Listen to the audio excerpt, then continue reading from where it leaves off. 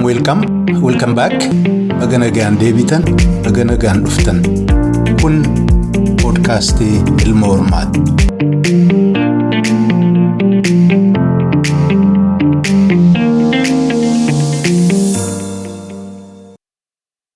Yamaa kabajamoo hordoftoota podcastii Ilma Hormaa kam jirtu nagaadhaa fayyaadhaa jabaattu akkamee mootummaan Abiy Ahmed jigee jijjiiramaa mul'achuuf deemu keessatti qooda fudhachuuf qophaa'aa jirtanii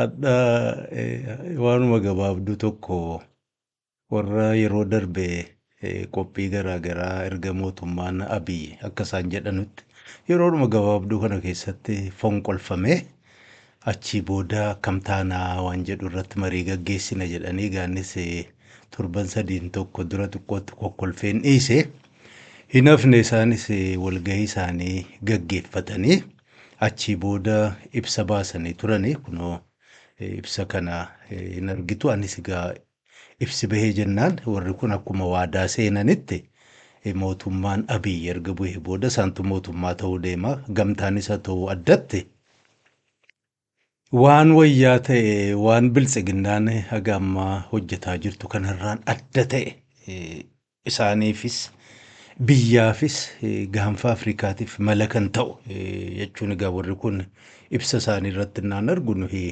hayyoota jedhanii intellectuals hogganoota yookaan bakka bu'oota jaarmiyaa paartiilee siyaasaati jedhanii kanaaf jarri kun egaa hogguu wal gahannu haala ammaa complex ka ta'e kan addunyaa kana biyya gurguddaan amma dura biyyoota hiyyeeyyii kana garaagaraatiin meeshaa sirraa bituun gaafa sirra akkattee su'aatti darbachuun gargaaraa ture ofii isaatii amma protectionist ta'aa jira balbala cufataa jira gama kaaniin immoo teknooloojiin keessaa immoo manufacturing sector amma akka malee automation itti sesseene hojiin durii labor humna namaa absorb gochuu dandeessu gara maashinatti jijjiiramte namuu ganduma ofiitu waa oomishatu takka immoo waan ganda isaatti dhiyaatutti kontraata kennee achitti oomishifataa jira kana gaa akkamtaati biyyattiin hiyyeettiin sun yeroo akkana kana akkamiin hiyyummaa kana keessaa bahuu danda'ama waa oomishanii akka durii tekstaayiliif waan biraa eessatti geessina warri immoo kunoo South East Asia baay'een isaanii automation kunoo roobootaa ta'uu kan fakkaatu gargaaramanii waa oomishuu erga jalqabanii turaniiru isaan waliin competitive ta'uu akkamiin dandeenya kana irratti marii godhanii environmental disaster beelli akka malee guddataa jira akkamiin waan kanallee biyya sanarraa hambisuu dandeenya biyyattii sana keessa nammee kaa'ima ta'e qeerroof qarreen xiqqaatu dhibbantaa 40 kan ta'u hojiin qabu rakkatee jira hiyyummaa kana keessaa bahuudhaaf kunoo baharatti of darbaa jira kana keessaa akkamiin biyya sana baasna kan jedhu gaarratti mari'atan kan jedhu abdiin qaba naannoo sanatti akkuma argitan warri risoorsii adda addaa barbaadu Suudaaniin kunoo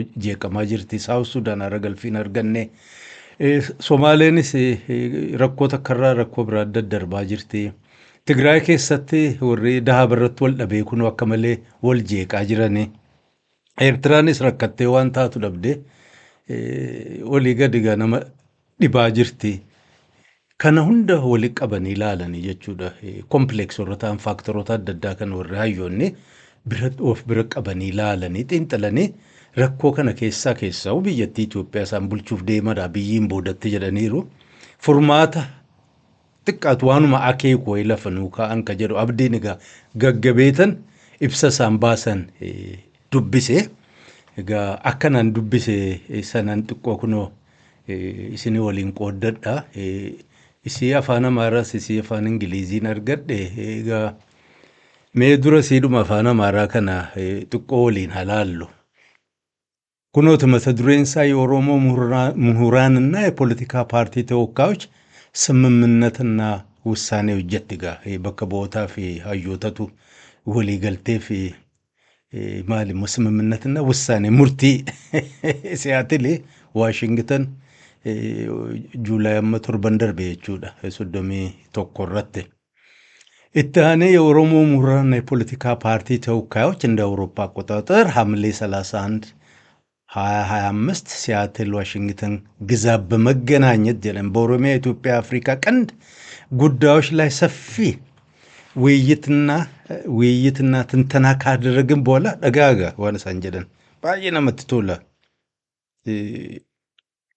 waan akkas tola waraqaan isaanii kun ijjiis nu didaa jirti kadirsee doonan akka kolfuu jira kunooti ያ akka jedhan ዋሽንግተን በመገናኘት በኦሮሚያ በኢትዮጵያና የአፍሪካ ቀንድ ጉዳዮች ላይ ሰፊ ውይይትና ትንተና ጀለን ሰፊ ውይይት ትንተና እትነፍ ነው ይላል በድላን ኦፍ በረካ አርገተኒ ኢጋብሰ ሳኔ keessatti ቃቱ maal faarratti akka mari'atanii saffii wiyyitiin kun iftintanaan kun maal akka fakkaate nuu himan jedheen abdadha. Achi gabboonni በተዘረዘሩ ጉዳዮች ላይ ተስማምተን ውሳኔ ላይ ደርሰናል jedhan. Kunuuti finni kun ከአፋን አማራት እንግሊዝii warri arguu barbaaddanis kun asinis kaa'a.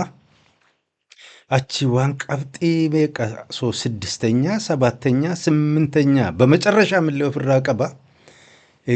እኔ አንደኛ ማን ጀለ አሁን በኢትዮጵያ ያለው አገዛዝ የኦሮሞን ውስጥ ከዚህ በፊት ታይቶ ለማይታወቅ ሰቆቃና ጭቆና እንዳገለጡ ተገንዝበን ጀለ ኩዋን ሐራሚት ለኩኖ ጋሜ ቀደጋባኔ ስብሰባዩን በርባችሳ ገከነ ወልቲ ሙዳፍ ነው ከረደምቶ ከኬኛን ጋፈተኑ ማሊ ፈረንካው ፊፊጣኒ ጉያ ጉቱ አችታን ይህ ቡድን ጸረ ኦሮሞ ተግባራትንና ፖሊሲዎችን እየፈጸመ በዚህ ብሔር ውስጥ ለመደበቅ የሚያደርገው ሙከራ አጥብቀን እናወግዛለን። ብልጽግናንና ነመኬሰሰሴኑ ተታፊ ጎታዬ ከነ ፋይዳትን ከኑ የአብይ አህመድ ጨቋኝ አገዛዝ በሁሉም የሀገሪቱ ብሔረሰቦች ላይ እያደረሰ ያለውን ጉዳት አጥብቀን እናወግዛለን። ሰከነ ነምበር 1 ጀለትስ ገልቹ ደንዳን በሁሉም ብሔረሰቦች ኦሮሞንም ጨምረን ጀለኒ ተደበሉንም ዋን ደንዳሙ ለኮብስ መጉዲሰን 3ኛ የኦሮሞ ፖለቲካ ድርጅቶች ኦነስ የኙዳ በቦታው ሰዓት ኦፌኮና ኦነግ አስፈላጊውን ለውጥ ለማምጣትና መጪውን የሽግግር ስኬታማ ለማድረግ በተደራጀ መንገድ የሚያደርጉትን እንቅስቃሴ በሁሉም ዘርፍ ለመደገፍ ተስማምተናል። አየ ኢትናፍኔ 4ኛ ጀለ የአብይ አህመድ መንግስት በስልጣን ላይ ለመቆየት ከተጠቀመባቸው ስልቶች አንዱ በህዝቦች መካከል ግጭትን መፍጠር። አየ ነምበር 1 ነምበር 2 ሰኑ ማኔ ሪደንደንሲ። 5ኛ የአብይ ብልጽግና መንግስት የሚያገለግሉ ወታደራዊና ኩኒስ ወማ ጥሪ ዘመነ ዴራ ነው ጎዳ ቱሪ ቀዌ ከሰነኙት እንደቢስና መጥርቅስዬ kun Horn of Africa keessa waa tokko xinaatiin barbaachisu kuni 6ኛ በኦሮሞ ፖለቲካ ያለው መካከል የተጀመረው ውይይት እንዲቀጥልና ከሌሎች ሀገሪቱ ህዝቦች ዜጎች ጋር ምክክር ለማድረግ ተስማምተናል። መሪንጀል ቀበሜረ ጀቹudha dhaabbolee siyaasaa Oromoo jidduu achirraa ሞካኔ ወረካኖጅን እኙ ወርካን የሀገሪቱ ህዝቦችና ዜጎች ጋር ምክክር ከሌሎች ሀገሪቱ ህዝቦችና ዜጎች እንኩን ፓርቲ እንካንሞ ህዝቦችና ዜጎች ጋር እንጂ ድርጅቶች ጋር እንጀን አየ ኩንስ ወማ መግለጫ ዱማ ወተከ ሆርን ኦፍ አፍሪካ ፊማሬ ጥናቲን በርባችሱ አመሳ ብይት ዴቢያኔ የአብይ አህመድ አገዛዝ እድሜውን ለማራዘም በህዝብ ህግጭ በመፍጠር ኦ ማይ ጋድ ያው ነው ነምበር 5 ነምበር 2 ነምበር 1 ነምበር 7 ኢሳን ተኩማሲ ነምበር 5 እንጂ ነምበር 4 አብይ አህመድ መስልጣን ለመቆየ ነምበር 1 ነምበር 2 ነምበር 4 ነምበር 7 8ኛ የአብይ አህመድ አገዛዝ ከዘረዘሩት ወንጀሎች የኦሮሞን ህዝብ ጨምሮ በሁሉም አገሪቱ ዜጎች ላይ አመኑማ ያረቢክያ ኦዱማ ሀሬን ገልታ ጋፉማት ማሬ መና ባትን ቤካ ጀተ ጀዴ ገደቦን ጋፋ መክማክሰ ከነ ነበርሲሱ ጀረ ኩን namni waan biraatti eegaa jira isaan immoo suma simootaa fi abeetutaadhuma barreessuu seen xinxanaa fi gimgamaan isaanii ammanuma ta'e egaa waan nama ajaa'ibu ibsi kun baheetu hin turin adda bilisummaa Oromoo shaggarirraa jiratti kana lammata maqaa keenya dhooftanii jennaan jedhan maqaa keessan eenyu Uzraa'eel malaayikal moot hadha'u jedhanii dinninatti kennan. Waaw jenne abaawoon waaw ma waajjiras argataniiru hidhamuu ajjeefamuu tumamuu arrabsamuu keessaa xiqqoonnaa isaan afurra fudhataa jiran jarattiin kun maqaa isaaniitii waa hojjechuu jennaan laa wal quban qabdu jedhan waan isin waggaa torba nuun jedhaa baatani waan nu godhaa baatanuma beekna. Kassaare warra of koos gaafannee jennaan lakkisan warra kana wajjin gabaan qabnu jedhan. Duuba jirri muhuraanii fi maal maqaan isaan ofii kennan isii maqaa isaanii warra deebi'ee amaarinyaa isaatti mi'aa maqaan isaanii የኦሮሞ ምሁራን የፖለቲካ ፓርቲ ተወካዮች jedhan duuba abaa'oof kafaa'oo keessan jiraanne kan isaanitti of harkisaa jiran no neem dropping jetti ijoolleen kan isaan abaa'oof kafaa'oo dhahaa turan suni eenyu tookkaayin isaanii dhiba jechuudha. Amma kanaaf ka'eetan suuraa barbaada jedhee suuraa konferensii isaanii sooshaal miidiyaa kanarra innaan laalu kunoote zik jedhanii taa'anii jiran. Kana keessa namni kafaa'oo bakka bu'u warri namni lamaantu dur kafaa'oo turanii warri kafaa'oo bakka isaan nu gatanii deemanii quban qabnu jedhanii kanaaf kafaa'oon hin jiru abaa'oon tookkaa hin qabu. TPLF tookkaa'ee qaba warri eenyu maaqii uffatanii waggaa torba guutuu wayyaaniidhaaf boohaa turan xiqqaas namni lama hin jira. Tokko oppiidoon ofirraa darbatte wayii tokko achi teessi. Jawaar Mohaammed inni kophaa isaa Sossoo jaarmiyaan qabu. Inni akka warra Awuliyaati. Eenyu isaanii Ibraahim Billisaa ta'uun oolu kan bara kana. Yoo jaarmiyaa haaraa ijaarratee jiraate quban qabu. Kanaaf meerreegaa Oromoo poolitikaa paartiiwwan tawaayitan argan isaan jedhan. Walaa jarattiin kun ammanuma bara kana 2025 keessatti mootummaa sanaan kijibduudha korraptiidha maarree jedhanii maqaa balleessaa ofii isaaniitii immoo waanuma xiqqoo kanallee qulleeffachuu dadhabanii ammanuma nama gowwoomsanii immoo warri isaan jala deemu kun waanuma akkuma isaan jedhanu eenyu hin qabu. Ammoo kan biraa waan ajaa'ibaa suuraa kana keessa laaltaniittu namni qalbeeffadhaa laalaa dubartiin tokko hin jirtu wallaahi wanti kun walgaheedhuma eenyudha xaalibaan moo daa'eshooyeeti Oromoo keessaa qabsooftuudha moo intelekchuwaalii Oromoo dubartii tokko dhaban meelaala rabbi jedha jirri kun dubartii jibbiti jechuudha. Nama tokko dubartiin keessa moo dubartii jara kana jibbe meeqattaani meena lakkaa tokko 2 3 4 5 6 7 8 9 10 11 12 jirani 13ffaan shaanxaa kaayyatee isatti footoo kaasaara jechuudha. Juddaas baafatee jira.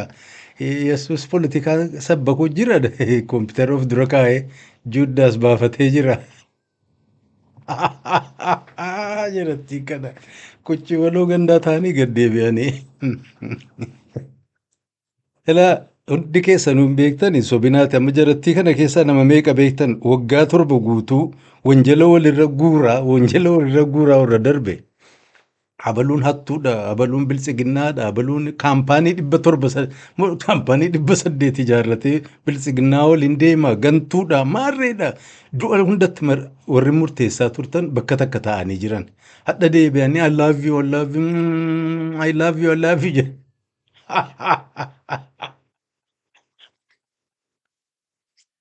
Gaaffiin jiru jarri kun wanti xiqqoo kanaan akkas sobani kadheen gadda akkas yakka daangaa hin qabne walirra guuraa turan kun wal bira dhufanii taa'uu isaanii hin jibbinaan.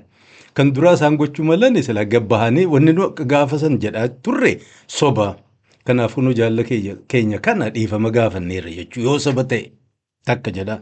Sobuun maaliif akka isaan barbaachisallee gabbahanii uummatatti immoo 2 jedha. Sadaffaa amma booda waan sobnuu nama dura akka jibne nu baasaan jiru jedha dhiifama gaafachuu. Yoo immoo dhugaa ta'e kun nama kan nuyi yakkarra guuraa turre dhugaadha. Inni sunis dhugaadha. Fudhadheera badii kiyya jedhee uummatatti amanee amma dura waan an hojjedheerra barnoota argadheera amma boodatti hin deebi'u waadaa seenuu. Yoo akkas hojjetane xiqqoo namni fudhachuu danda'a. Ammoo sii kan akkuma jirtu irra diddibanii amma soba haaraa irra dabalan kijibduu ta'anii argamanii mariin isaanis immoo waan firii qabu takka illee hin himne jechuuf hin jedhe. Maarree waliin buusaniiru abiyyiin balaaleffannaa kana walga'iinuun barbaachisu barchaajii tippitti waa himanii jennaane. Waan kanarra bareedaa afaan Ingiliziitiin isinii barreessite yookaan immoo girook gaafadhaan eeks gubbaatti. Maashinni guuteera maaliif of rakkistan?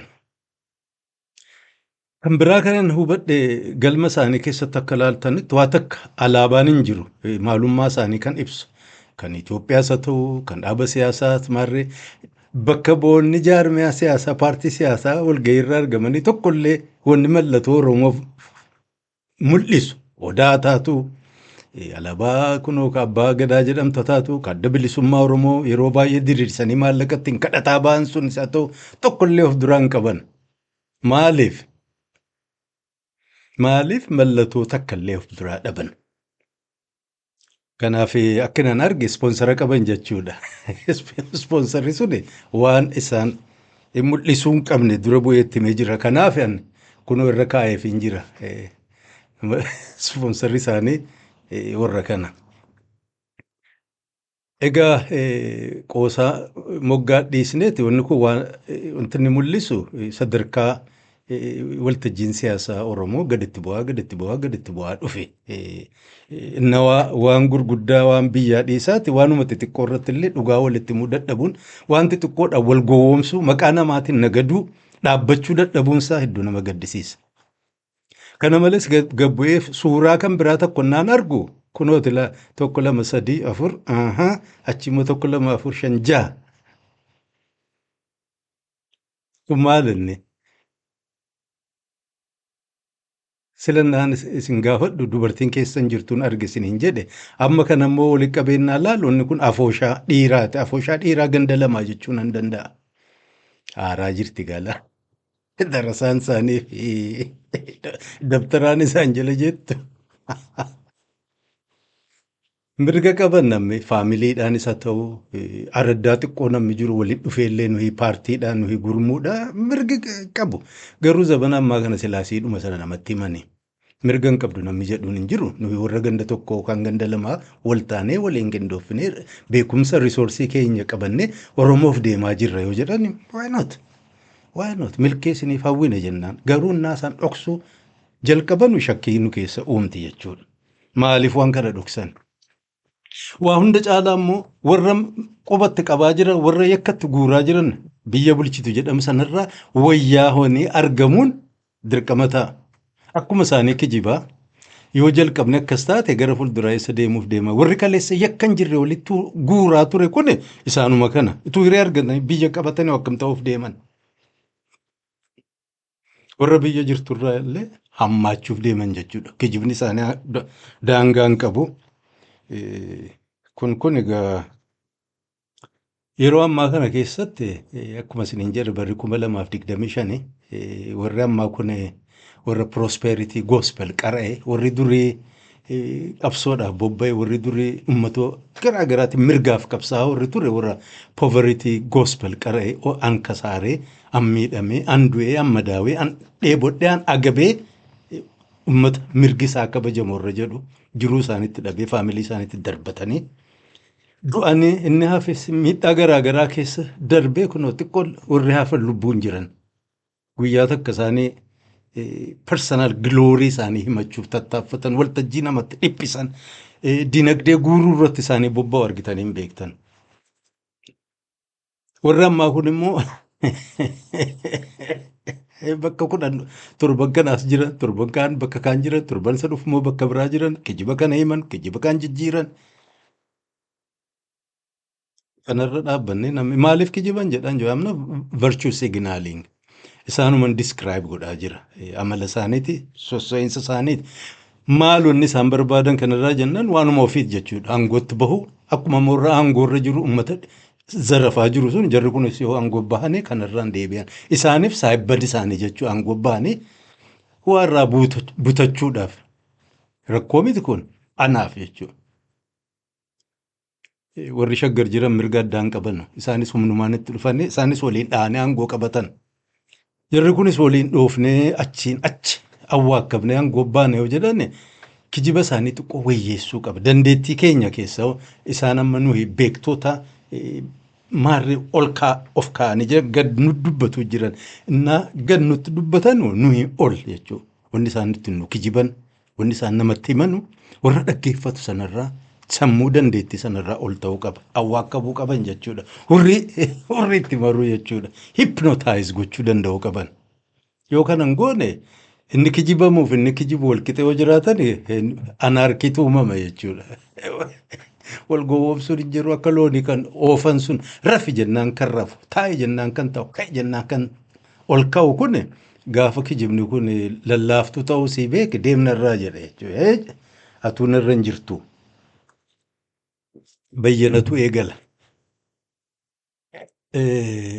Akkuma argitan isuma dhugaa dubbachuudhaaf yeroo ammaa Afrikaa keessatti xiqqaatu biyyi 23 ka taatu jilbeenfattee jirti.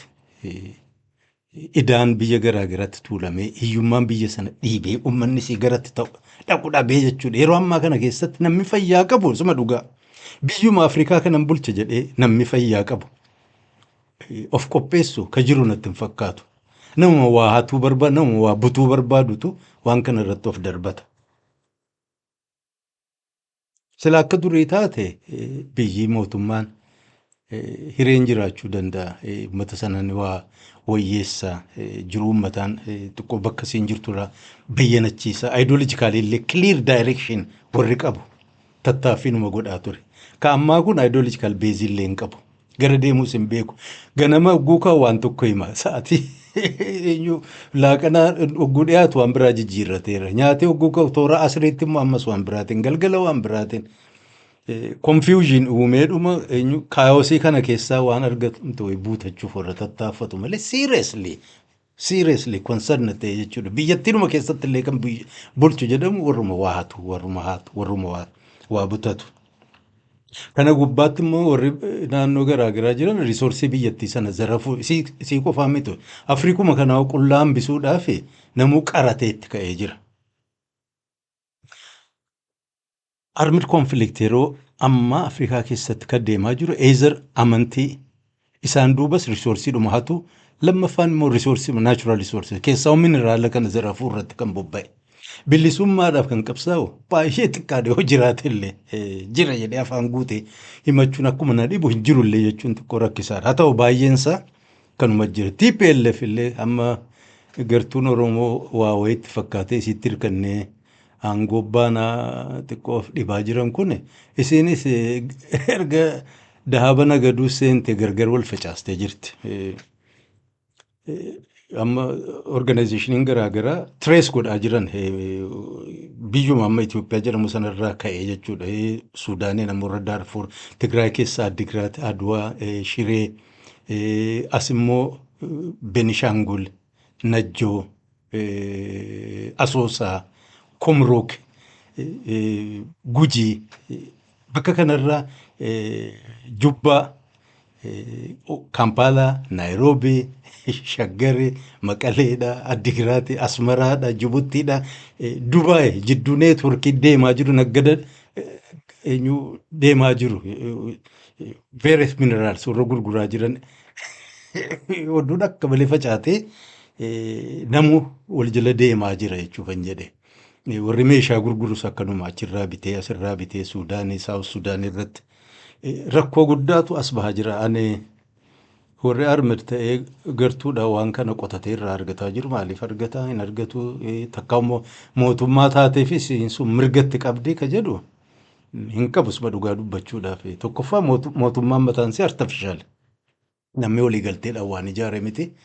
Warra qawwee qabu warra humnaatitti dhufee mootummaadha jedhee fudhachiise malee uummanni taa'ee bulchiinsa kana jala bullaa abaluun waa bulchuu qabeenya kana akkanaan qooddannaa ka jedhan jiru. Dur namni mootummaa malee ganna 1000 meeqa jiraateera.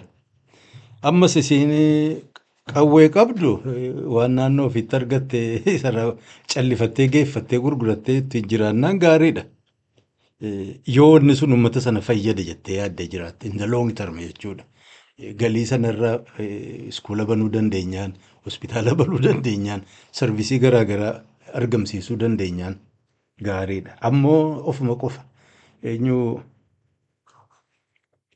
Siisheelsii fi offshore baankii garaa garaatti maallaqa kaayyannee yookaan Dubaayitti tujaarraan fagoo naman deemsistu warri isaanirra immoo humna qabu waanuma warri biyya keessa amma teeknooloojii fi beekumsa qabna jedhan hin beekne hunda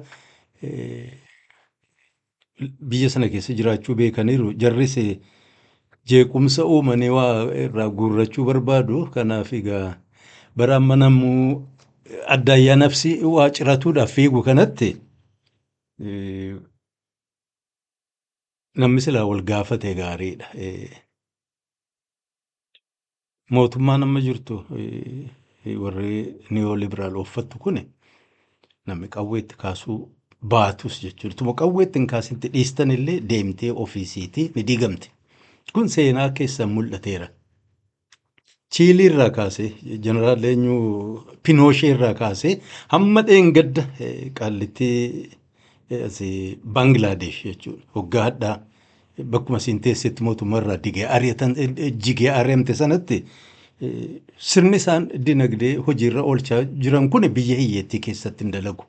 Namootuma muraasa wayitu ijaara godhe inni kaan immoo daaraa ta'e waan nyaatu waan dhugu gaafa dhabe yoo jedhee manaa gabba'ee isaanuma sana diigee mootummaa waan isaan ijaaran biliclici isaan karaarra dhaaban hunda haadha si daaraa godhee isaan darbata.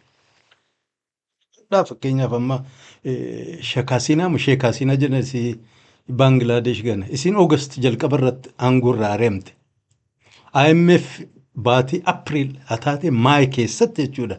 Baangilaadesh guddattee deemaa jirti. Dinagdeensi yeroo gabaabaa keessatti jechuudha. Biyya Deenmaarkiin ol ta'uuf deemaa biyya ajaa'ibaati jedha. Inni gabaasatti barreessaa turan. Jala deemtuun isaanii Baangilaadesh keenya guddattee maarra jira. Zarafanii immoo biyya alaa maallaqa ofii geessaa jiran hatanii obboleeyyansii, soddaansii, maarreensii, faamiliinsii. Ji'a 2-3 keessatti Apiriilii fi Oogast jidduutti galaalaa biyyi jeeqamee isiin ari'amte deemte. Maaliif jennaan sirna sanatu hammeenya.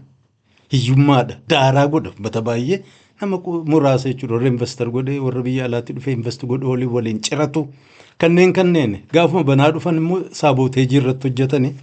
Warri addunyaarra waa ciratuu barbaadu Dubaay seenee kun martinuu laasensii bakka garaa garaarraa kan kijibaa uffatee dhufee isiidhaan piroojeektiin jirre wayii ijaarratee maallaqa zarafee fiu jalaa deema. Wal fudhattee baddee dinagdeen addunyaa akka amma mul'ataa jirutti riseeshinitti achi deemaa jirti. Inni nu dhibee guddaa fida. Kanaaf isuma dhugaa sirna jijjiiruuf deemnaa uummata biyyattii sana guutuudhaaf waa wayyaa argamsiisuuf deemnaa mi jedhu tokkoffaa girrigirrii uumanii achi itaalanii as utaalanii torban kana achi waliin torban kana kanaa waliin waliin isaan fiduu deeman takkaalleen hin jiru. Rakkoo jirurraa rakkoo hamtuu ka biraa uummatatti fiduu malee. Ammoo sirnaan taa'anii jechuudha. Akkuma ofiiman sana dhugumaan intellectuals yoo ta'an jechuudha. Complex system ta'uusaa hawaasni keessa onni naannoon keenya sun waliin qabanii ilaalanii furmaanni isaa eessa jira. Addunyaa amma jirtu kana keessatti akkamiin yoo tarkaanfanne akkamiin yoo qabsoofne furmaata sirna wayyaa ka amma jirurraa jechuudha. Ka wayyaa'u ijaaruu dandeenya. Hin danda'amaa ka duraayyuu hin danda'amaa ijaaruun. Sirna uummataaf ta'u amma booda ijaaruu hin danda'amaa. Xiqqaatu hoggoota amma 20 as dhufan kana keessatti nu fayyamaa addunyaan ijaaruu. Akkama gurbaa kijiba oofu maal iseen Burkina Faso keessatti illuuzinii propagaandaadha waa oofus militarii kuu godhatee aangoorra turuudhaaf piroojeektii xixiqqoo asii fadi naannessu boriftaan diigamtu osoo hin taane suma sirnaan jechuudha. Biyya sana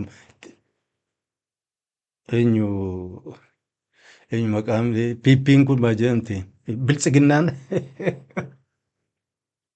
biltsiginnaan akkamiin sirna sanaa sirna kamitti deemnaa sana clearly deeggartoota ofiitiif warra biltsiginnaa keessa jiran waraana ammatti dhaamsa godhaa jirtan darasaa fi eenyu dabtaraa isin jala deemtu kana hunda jechuudha. Hubachiisuu danda'uu qabdan sirni kun yoo diigame sirna kana fakkaatu bakka buusuuf deemna. Nu illee warri sirna sana hoogganuuf deemnu warra akkasiiti ammaaf. Tiraanzishinii ijaarraa yoo jettan tiraanzishinii warri gaggeessu warra abaluutti sirni nu ittiin tiraanzishinii sana gaggeessinu bara hagana keessatti. Achii booda immoo sirna kanaan warra uummataa filamee bakka buusuuf deemna. Ammaaf tiraanzishinii warri gaggeessinu nuyi abaluu jedhamna. Oromoo irraa, Tigree irraa fedhatan, Amaara irraa, Jinnii irraa, Jaankaa irraa dantaa isaaniiti. Garuu girri siidhuma kijiba laayinii sadii yookaan qabxii 8 barreessanii wal kijiban suni hin fakkaatu. Inumaa shakkii keessa nama galche jechuudha. Warri kun dhugumaan biltsiginnaa dura dhaabbataa jiran immoo ala keessa deddeemanii humna biltsiginnaa kuffisuuf danda'u sirnaan ijaaramuu danda'u basaasanii gargar facaasaa jiran namallee abdii kutachiisaa jiranii akka jedhame ilaalamu isaan godhaa jira. Egaa ani kana caalaa dubbiin alalchu warri isin gadda waa jettanii na dallantan kun kunoo kanarraan darbine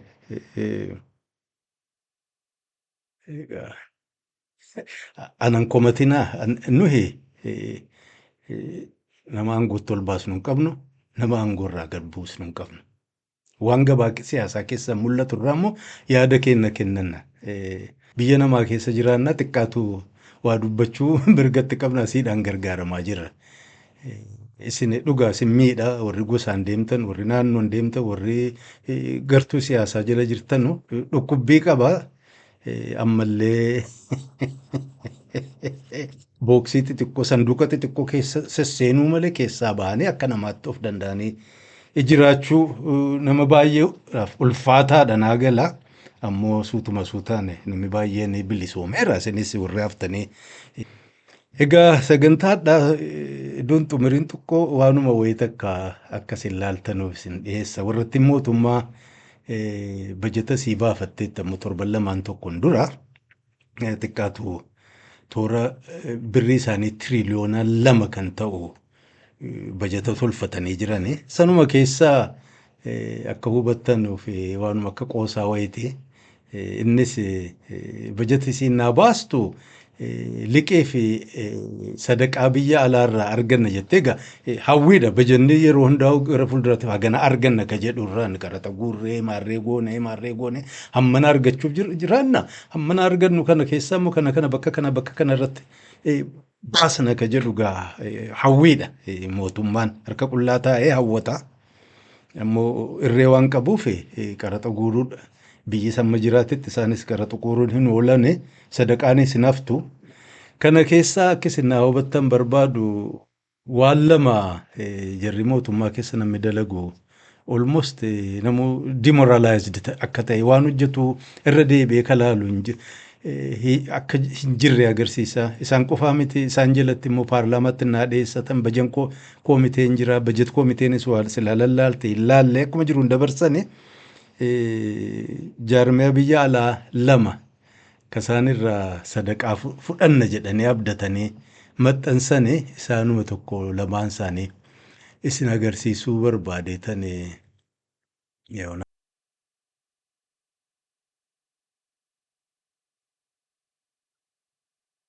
ilaa akkuma argitan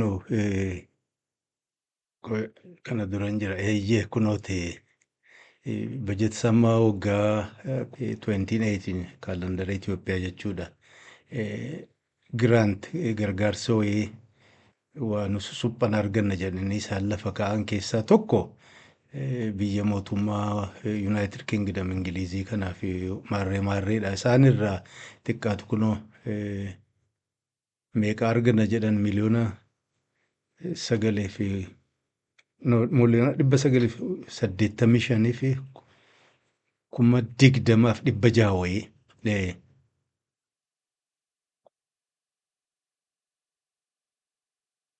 Egaa rakkoon 2007 miti. Rakkoo baallaqichaa miti. Inni kun amma hin jiru United Kingdom yookaan Department for Foreign and International Development maarree jedhamu sun erga diigamee bakka biraa maqaan biraatiin ijaarame xiqqaatu waggaa 4 maali garuu irra namni ilaale takka hin jiru. Akka argitan akkatti aanee jirus kunuuti USAID dha. USAID'n diigameera. Kana addunyaan guutuun hin beekti. Isaan kun isaan irraa waa arganna jedhanii maallaqa kunoo miliyoona meeqa 319 no yaa miliyoona 319 fi birrii 249 kuma 200 miliyoona 319 fi kuma 249 fi 60 birriidha arganna jedhanii lafa kaayyatanii jiran waan hin jirrerraa kun hin jiru diigamee jira. I think State Department jala galchanii jira wanni waajjiraatti itti darbatan liqaallee jedhuma lamaan irraa arganna jedhanii kunooti miliyoona 68 waluma qixxaa farankaa warri ofiisa keessa hojjettu tun rakkanne jechuudha kanuma barreessiteetti dhiiste maallaquma lamaanurraa miliyoona 68 fi miliyoona 68 waan hin jirrellaa egaa akkas fakkaata biyya namni hundinuu haajaarraa hin qabne egaa maal gochuu danda'ama. Inni ala jirus inni biyya keessa jirus waa zarafuudhumaaf waa butattuudha wal caccabsaa wal dura fiigaa jira qiyaamaa dhiyaatte fakkaata. Waa Itoophiyaa waa Oromoo waa poolitikaan akkas taate baguma wallaalaa taanee hafne egaa birraadha yoo rabbi jedhee kuntiraata keenya haaromsinee torban dhufu argamne itti fufnaa. Yoo immoo dadhabne xiqqoo hafuura fudhannee innaa qilleensi xiqqoo qabbanaa immoo isin deebina. Yoo immoo lollee faannoo fi TPLF fi warri maqaa hin qabne amma maqaa Oromootiin wal ga'an kun immoo lola bananii itti seenani dafnee deebinee egaa gabaasa isinii goona ammoo TPLF hin jirtu ofiisiiti daaba funaanuu gad deebitee jirti. Warri si abdatee ibsa baase kun martinuu faca'uuf jiraata faca'ee immoo akkuma amalas deebi'ee maqaa wal xureessuu jalqabnaani isin egaa warra isaan jajjabeessutu badee qabdani kanaaf hangama kootiin bitadheera nagaan taaturaa baay'ee.